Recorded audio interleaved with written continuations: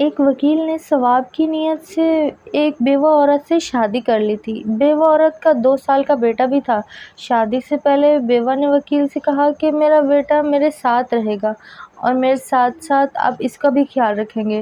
وکیل نے کہا تمہیں فکر مند ہونے کی ضرورت نہیں، میں اس کا بہت خیال رکھوں گا اور اسے سگے باپ سے زیادہ محبت دوں گا۔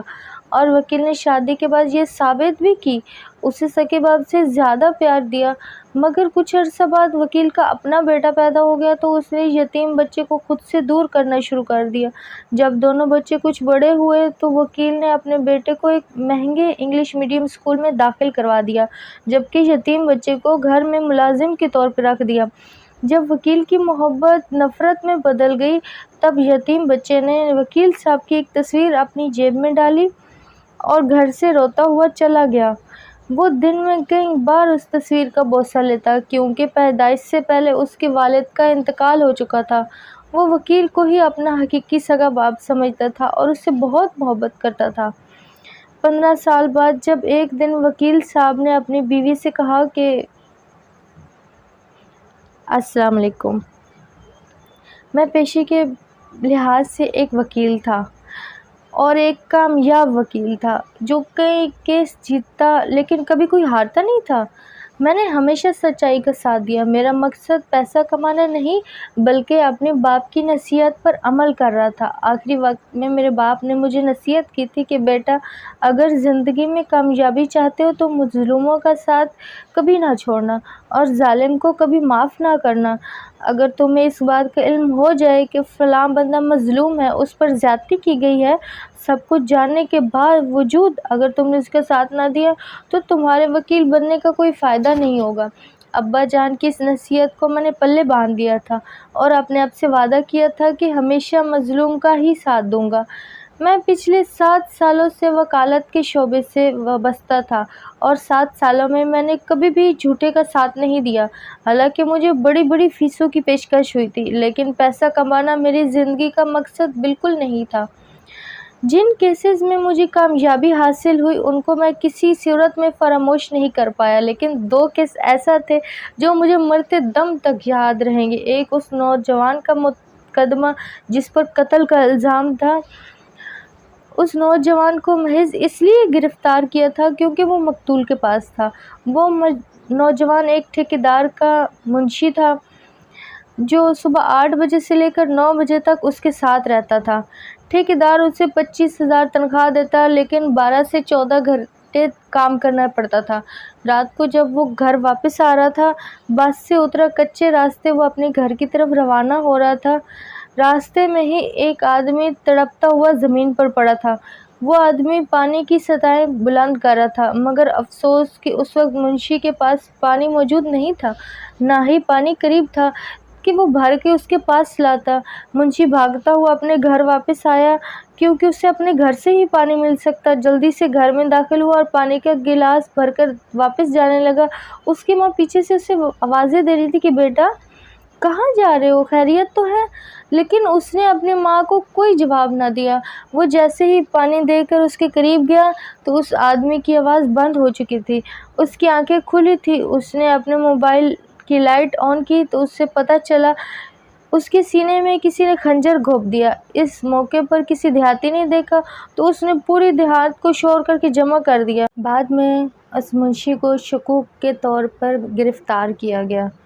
سارے گاؤں والے گواہی دینے کے لیے تیار ہو چکے تھے کیونکہ انہوں نے موقع پر منشی کو وہاں دیکھا تھا، وہ مقتول کے پاس ہی تھا۔ مگر منشی نے عقل مندی کا مظاہرہ کیا اس لحاظ سے کہ اس نے اس خنجر کو چھونے کی بالکل کوشش نہ کی تھی جو اس وقت کسی ظالم نے اس کے سینے میں گھونپ دیا تھا۔ منشی کی ماں اپنے بیٹے کے لیے تڑپ رہی تھی، بار بار ہر کسی کو یہ یقین دلانے کی کوشش کر رہی تھی کہ میرا بیٹا باگناہ ہے، اس نے یہ جرم نہیں کیا۔ لیکن شاید تمام دیہاتی ان کے مقاصد مشترک تھے جو منشی کے خلاف ہو گیا۔ بعد میں خنجر پر فنگر پرنٹ کی مدد سے پتہ چلا کہ اس کا قاتل منشی نہیں بلکہ دیہات کا وہ گوالا تھا جس کی بیٹی کے ساتھ وہ ملنے آتا تھا۔ وہ آدھی رات گوالے کی بیٹی سے ملنے کے لیے آتا۔ رات گوالے اور اس کے بھائیوں نے اسے رنگے ہاتھوں پکڑ لیا تو اس نے اپنی بیٹی کو تو کچھ نہیں کہا، لیکن اس نوجوان کی جان لے لی۔ جب مجھے اس بارے میں پتہ چلا تو مجھے منشی کا کیس لڑنے کا فیصلہ کیا اور اسے بے گناہ کر دیا۔ جب وہ قید سے باہر نکلا تو اس کی ماں کی خوشی دیکھنے لائق تھی۔ دوسرا کیس جو مجھے زندگی بھر یاد رہے گا اور شاید جس نے میری زندگی تبدیل کی، وہ ایک بیوہ عورت کا کیس تھا۔ وہ ایک ایسی بیوہ عورت تھی جس کے پلاٹ پر ناجائز قبضہ کیا گیا تھا مافیا کی طرف سے۔ اس کے پلاٹ پر قبضہ کچھ گنڈوں نے کیا تھا۔ وہ اپنے پلاٹ کا قبضہ واپس لینے کے لیے ایک ناظم کے پاس مدد لینے کے لیے گئی۔ ناظم ایک اتنا گھٹیا شخص تھا۔ جب بیوہ عورت اس کے ڈیرے پر گئی تو تب اس نے تمام لوگوں کے سامنے اس بات کا وعدہ کیا کہ پلاٹ کے کاغذات اگر تمہارے پاس ہیں اور وہ حقیقی ہیں تو وہ لوگ کچھ نہیں بگاڑ سکتے۔ تمہیں فکر مند ہونے کی ضرورت بالکل نہیں ہے۔ وہ لوگ تمہیں حق سے محروم نہیں کریں گے، میں تمہیں انصاف دلاؤں گا۔ وہ بیچاری خوش ہو گئی۔ چلو اس کا پلاٹ اسے مل جائے گا جو کہ اس کے بچے کے کام آئے گا جو ابھی 2 سال کا تھا۔ مگر اس کاظم نے بیوہ عورت کو بری نظر سے دیکھا تھا۔ پھر اس نے فون کر کے بلایا اور کہا کہ کاغذات اپنے ساتھ لے کر آؤ۔ وہ بیچاری جیسے ہی ڈیرے پر گئی تو کوئی شخص وہاں موجود نہیں تھا سوائے ناظم کے۔ ناظم صاحب نے اسے کہا کہ تم میری معمولی سی خواہش پوری کر دو تو 40 لاکھ کا یہ پلاٹ تمہیں واپس مل جائے۔ وہ عورت اس گھٹیا شخص کا اشارہ اچھی طرح سمجھ چکی تھی اور پھر اس کے منہ پر تھوکتی ہوئی وہاں سے چلی گئی۔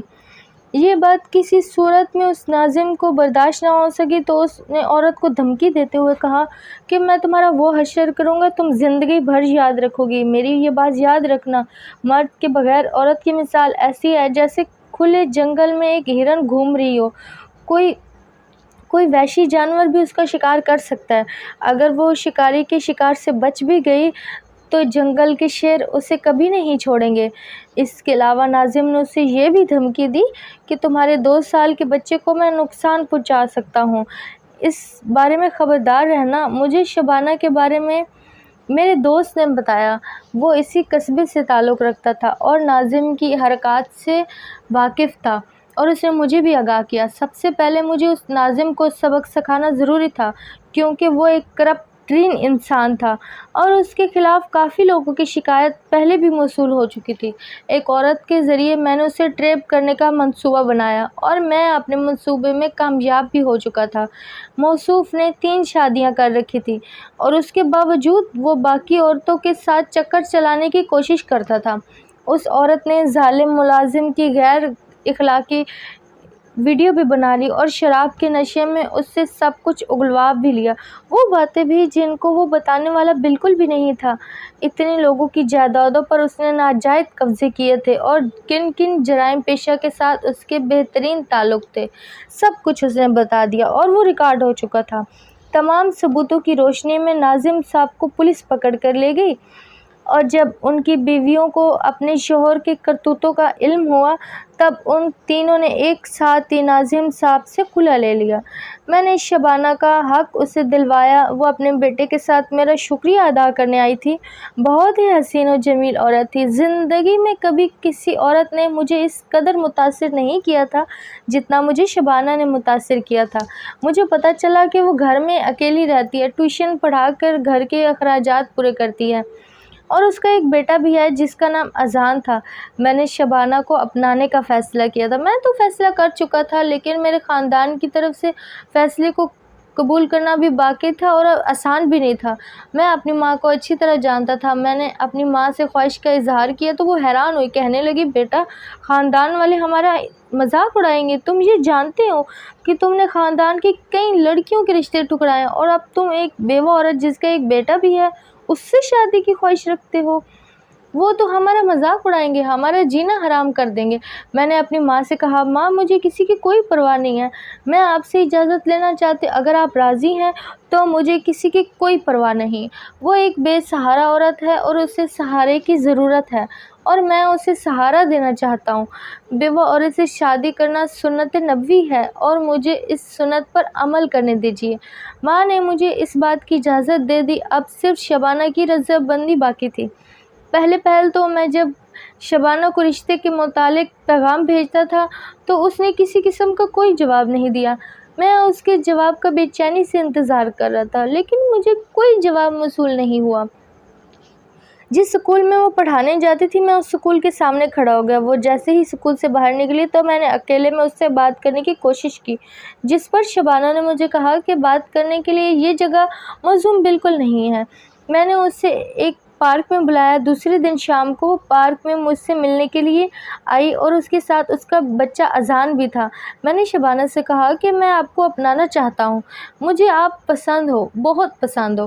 میں نے آپ کے نام پیغام بھی بھجوایا تھا، مگر آپ نے کسی قسم کا جواب بھی نہیں دیا، جبکہ میں انتظار کرتا رہا۔ اس پر شبانہ نے مجھے جواب دیا، وکیل صاحب، اگر آپ اس نیت سے مجھ سے شادی کرنا چاہتے ہیں کہ آپ میرے حسن سے متاثر ہیں، اس لیے میں شادی سے متاثر نہیں ہوں اور میں یہ شادی نہیں کروں گی۔ ہاں، اگر آپ اس لیے میرے ساتھ شادی کرنا چاہتے ہو کہ میں یتیم بچے کی ماں ہوں اور ایک بیوہ عورت ہوں، ایک ایسی بیوہ عورت جس کو سہارے کی ضرورت ہے، اور یہ بچہ جو بچپن سے ہی اپنے باپ سے ناواقف ہے، اس کو اپنے باپ کے بارے میں کچھ نہیں پتہ، اس کو ایک باپ کی ضرورت ہے، تب میں اس رشتے کے لیے رضامند ہوں۔ شبانہ کی یہ بات سن کر میں کافی متاثر ہوا۔ میں نے کہا، اگر سچ پوچھیں تو میں آپ کے حسن سے متاثر ہوا تھا، لیکن میں اس بات کا آپ سے وعدہ کرتا ہوں کہ میں اذان سے محبت کروں گا، زندگی میں کسی چیز کی کوئی کمی محسوس نہیں ہوگی۔ تبھی شبانہ نے مجھے ہاں کر دی اور رشتے کے لیے راضی ہو گئی، لیکن میرا بھائی اور بھابھیاں، باقی رشتہ دار مجھ سے ناراض تھے، خصوصاً وہ رشتہ دار جن کے ہاں میں نے رشتہ نہ کیا، وہ تو میری شادی میں شریک ہی نہیں ہوئے۔ میں نے جان بوجھ کر شبانہ کو ایک الگ گھر میں رکھا، کیونکہ میرا شہر میں بھی ایک گھر تھا جو میں نے کرائے پہ لیا ہوا تھا۔ یہاں کچھ طالب علم رہتے تھے کرائے پر، جنہوں نے اس مکان کو کرائے پہ لیا ہوا تھا، لیکن شادی کے بعد میں اس گھر میں خود رہنے لگا اور شبانہ اور اس کے بچے کو یہاں بھی لے آیا۔ الگ رہنے کا مقصد یہ تھا کہ بھابھی اور بھائی مجھ سے ناراض تھے، اس ناراضگی سے میں گھر کا ماحول خراب نہیں کرنا چاہتا تھا۔ اگر وہ شبانہ سے غلط رویہ رکھتے تو یہ بات مجھ سے برداشت نہ ہوتی، لہٰذا میں اپنے بھائیوں سے تعلق خراب نہیں کرنا چاہتا تھا۔ شبانہ میرے ساتھ بہت خوش تھی۔ شادی کے بعد بھی اس نے اس خواہش کا اظہار کیا تھا کہ وہ اسکول میں پڑھانا چاہتی ہے، جس کی میں نے بخوشی اسے اجازت دے دی تھی۔ اذان بہت معصوم اور پیارا لڑکا تھا، میں اسے بہت پیار کرنے لگا تھا۔ وہ مجھ سے کافی مانوس ہو چکا تھا اور مجھے بابا بابا کہہ کر پکارتا تھا، مجھے بہت اچھا لگتا تھا۔ کبھی اس بات کا احساس نہیں ہوا کہ وہ میرا سگا بیٹا نہیں، بلکہ اس بات کا مجھے یقین تھا کہ میرا اپنا بھی بیٹا ہوگا، تب بھی مجھے اذان زیادہ پیارا ہوگا۔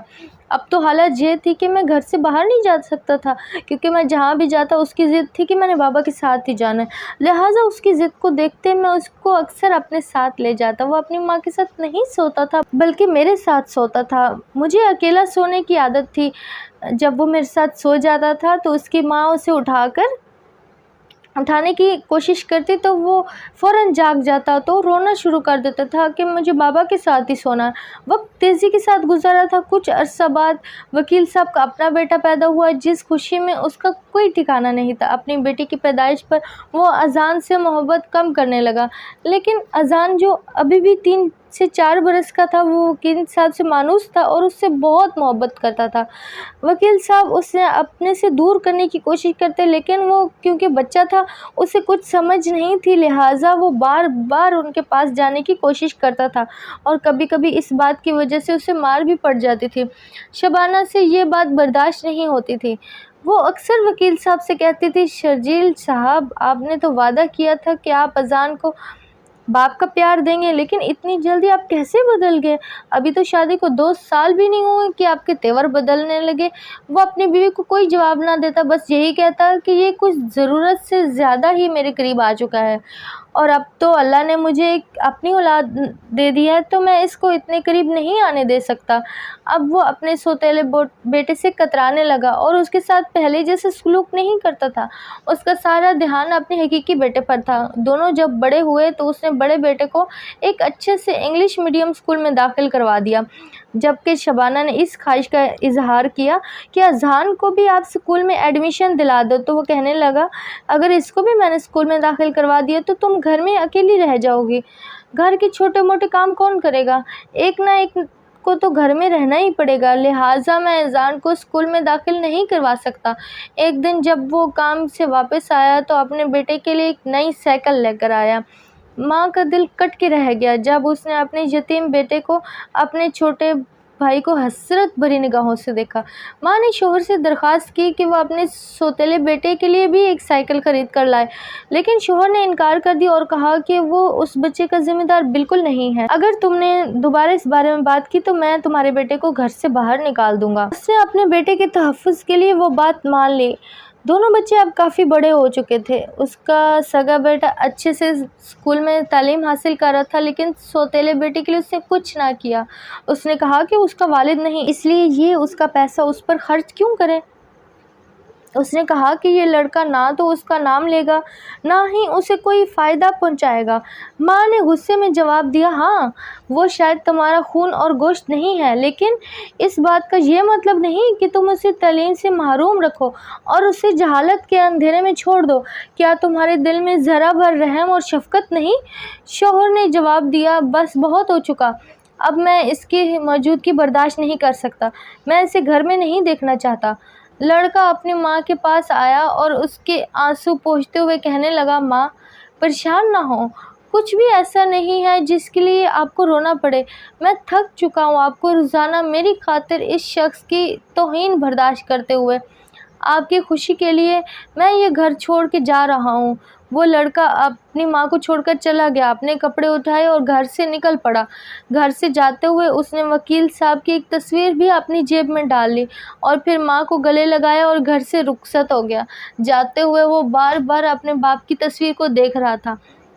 ابھی تک اس کی ماں نے اسے یہ نہیں بتایا تھا، بیٹا یہ تمہارا حقیقی والد نہیں، بلکہ وہ اس بات پر حیران تھا کہ اچانک بابا کو کیا ہوا، وہ میرے چھوٹے بھائی سے اتنی محبت کرتے ہیں اور مجھ سے اتنی نفرت کیوں کرتے ہیں، حالانکہ شروع میں تو وہ مجھ سے بہت محبت کیا کرتے تھے۔ خیر، اس کی محبت اس کے باپ کے لیے ابھی بھی کم نہ ہو سکی۔ پہلے تو وہ مسجد کے دروازے پہ کھڑا ہو جاتا اور آتے جاتے نمازی اس کی جھولے میں کچھ پیسے ڈال دیتے، ان پیسوں سے وہ روٹی خرید لیتا۔ اسی طرح زندگی گزر رہی تھی۔ جب تھوڑا سا بڑا ہوا تو مزدوری کرنے لگا، کبھی ایک جگہ مزدوری، کبھی دوسری جگہ مزدوری۔ ماں جہاں بھی جاتا ماں کا دل جیسے آگ میں جلنے لگتا۔ اس کے دل میں سوال اٹھنے لگے، اس کا بیٹا کہاں رہتا ہے، کیا کھاتا ہے، اگر وہ بیمار رہے گا تو اس کی کون دیکھ بھال کرے گا۔ ماں نے اپنے ہاتھ آسمان کی طرف اٹھائے اور دعا کرنے لگی، اے اللہ، میں اپنے یتیم بچے کو اب تمہارے سپرد کرتی ہوں، اس کی حفاظت فرما اور اسے محفوظ رکھنا۔ جب شوہر واپس آیا تو اس نے دیکھا کہ بیوی خوش مطمئن نظر آ رہی تو اسے حیرت ہوئی کہ بیٹا گھر سے چلا گیا پھر بھی یہ خوش کیوں ہے۔ اس نے پوچھا، تم اتنی خوش کیوں ہو، حالانکہ اپنے بیٹے کے جانے کے غم میں تمہیں تو اداس ہونا چاہیے۔ تو اس نے جواب دیا، میں نے اپنے بیٹے کو اس کے سپرد کیا جو اس کی دیکھ بھال کرے گا اور اس کی حفاظت کرے گا، جو نہ کبھی تھکتا ہے اور نہ کبھی نا امید ہوتا ہے، وہ بغیر کسی اجرت کے سب کچھ کر سکتا ہے۔ شوہر نے حیرت سے پوچھا، آخر وہ کون ہے؟ بیوی نے کہا، وہ اللہ ہے، وہ پروردگار جو اپنے بندے سے بہت محبت کرتا ہے۔ شوہر نے طنزیہ ہنسی کے ساتھ کہا، دنیا بہت بے رحم ہے، بھوکے پر بالکل بھی ترس نہیں کرتی۔ لگتا ہے تو میں اپنا دماغ کھو دیا ہے۔ وقت گزرتا گیا اور سالوں بعد اس کا بیٹا واپس آ گیا، اپنے ساتھ ایک عورت اور بچہ لے کر۔ اس نے ماں کو سلام کیا۔ ماں حیرت اور خوشی سے پوچھتی ہے، یہ عورت کون ہے اور یہ بچہ کس کا ہے؟ بیٹے نے جواب دیا، یہ میری بیوی ہے اور یہ میرا بیٹا۔ اے ماں نے پوچھا، تم نے یہ سب کچھ کیسے حاصل کیا جب تمہارے پاس نہ پیسے تھے اور نہ ہی کوئی پناہ؟ بیٹے نے کہا، سچ بتاؤں تو میں خود نہیں جانتا کہ زندگی نے مجھے کہاں سے کہاں پہنچا دیا۔ پھر ایک چھوٹے کے گاؤں میں مسجد میں پہنچا، وہاں رات گزاری، دن میں تلاش کرتا، رات کو مسجد میں سو جاتا۔ امام مسجد کو اپنی کہانی سنائی اور اس مسجد میں سونے کی اجازت مانگی، انہوں نے اجازت دے دی اور روز مجھے کھانا دیتے۔ میں شام کو مسجد صاف کرتا، امام نے مجھے قرآن مجید کی تعلیم دی، میں روزانہ مسجد کی لائبریری میں پڑھتا رہتا تھا۔ ایک دن امام بیمار پڑ گئے تو لوگوں کو میں نے نماز پڑھوا دی، تو اسی دن سے لوگ مجھے پسند کرنے لگے اور میں مسجد کا امام بن گیا۔ لوگ مجھ سے محبت کرتے تھے انہوں نے میرے لیے ایک یتیم لڑکی سے شادی کا انتظام کیا جس کے پاس صرف اس کی دادی تھی۔ میں نے لڑکی سے شادی کی اور کچھ عرصہ بعد اس کی دادی کا انتقال ہو چکا تھا۔ بیوی کو اس کی دادی کی وراثت سے ایک زمین کا ٹکڑا ملا تھا جسے میں نے کاشت کیا۔ حالات بہتر ہونے لگے الحمدللہ۔ اب اللہ کے فضل سے میرے پاس بہت ساری زمین ہے اور اللہ نے مجھے اپنے فضل سے نوازا ہے۔ مجھے ہمیشہ سے لگتا تھا کہ آپ کی دعائیں میرے ساتھ ہیں اور اللہ نے آپ کی وجہ سے میری مدد کی۔ ماں خوشی سے رو پڑی اور جان پڑی کہ اللہ نے اس کی دعا قبول کی۔ وہ رو کر خوشی سے اپنے بیٹے کو گلے لگایا اور اپنے بیٹے کے ہاتھ چومے۔ ماں کو اس بات کا یقین نہیں آ رہا تھا جو خالی ہاتھ گیا تھا وہ لوٹ کر آیا اور مال و دولت والا شخص بن گیا تھا۔ سبحان اللہ، اللہ ہی رازق ہے جسے چاہے بے حساب رزق دے سکتا ہے۔ اس یتیم بچے کو اس کی ماں کی دعاؤں سے اللہ تعالیٰ نے اسے بے حد دولت سے نوازا تھا۔ اس بچے نے کہا بابا کہاں ہیں؟ وہ نظر نہیں آئے۔ اس کی بات سن کر وہ خاموش ہو گئے۔ ماں سے پوچھ رہا تھا بابا کہاں ہیں؟ مجھے بتائیں ذرا۔ وہ کہنے لگی آپ آرام کرو، میں آپ کو تفصیل سے بتاتی ہوں، پہلے ان سے ملو، یہ تمہاری بہن ہے، تمہارے جانے کے 1 سال بعد پیدا ہوئی تھی۔ اذان اپنی بہن سے مل کر بہت خوش ہوئی۔ اس کے بعد شبانہ نے اپنے بیٹے کو بتایا تمہارا باپ شرجیل احمد خان اب پاگل ہاسپٹل میں منتقل ہو چکا ہے۔ اس کی ماں نے بتایا میں اسے 1-2 بار ملنے جاتی ہوں ہفتے میں۔ اس کی ماں نے بتایا اس کی حالت میں کوئی بہتری نہیں ہے۔ اس کے باپ کو بڑا صدمہ لگا تھا، اس کے بیٹے نے اسے گھر سے دھکے مار کر باہر نکالا تھا اور خود شادی کر کے امریکہ چلا گیا۔ شبانہ نے اسے یہ راز بھی بتایا کہ وہ تمہارا حقیقی باپ نہیں بلکہ تمہارا سوتیلا باپ تھا۔ تمہارا حقیقی باپ اس وقت فوت ہوا جب تم میرے پیٹ میں تھے۔ اذان یہ سن کر بہت افسوس کرنے لگا۔ اس نے اپنی ماں سے کہا میں بابا کے پاس جانا چاہتا ہوں۔ وہ وکیل صاحب کو اپنے ساتھ گھر واپس لے آیا اور اس کی خدمت کرنے لگا۔ نہ صرف اس کی خود خدمت کرتا بلکہ اپنی بیوی کو بھی یہی کہا کہ میرے باپ کی خدمت کرنا، میں اپنے باپ کو دوبارہ پہلی حالت میں دیکھنا چاہتا ہوں۔ کچھ ماہ بعد اس کا باپ مکمل طور پر صحت یاب ہو چکا تھا۔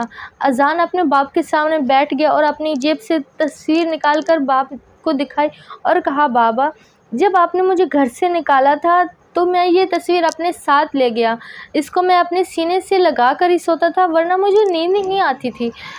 دن میں کئی بار میں اس تصویر کے بھونسے لیتا تھا۔ آپ کو یقین نہیں آئے گا لیکن میں آپ سے بہت محبت کرتا تھا۔ میری محبت کا تو یہ عالم تھا، جب آپ مجھ سے نفرت کرتے تھے تب بھی میری محبت میں کوئی کمی نہ آئی۔ میں پچھلے 15-20 برس سے آپ کے لیے تڑپ رہا تھا۔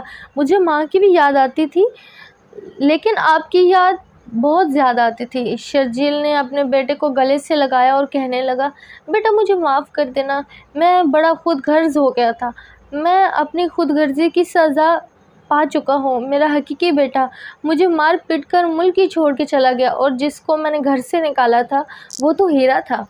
بیٹا تو میرا حقیقی بیٹا تو نہیں، میرا خون بھی نہیں ہے، لیکن آج ثابت ہوا حقیقی رشتہ دل کا ہوتا ہے، خون کا نہیں۔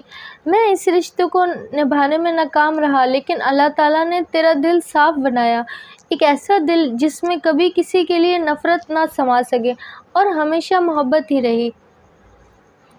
اور پھر اس نے اپنے بیٹے کو گلے لگا دیا۔ ماں بھی یہ سب دیکھ کر رونے لگی۔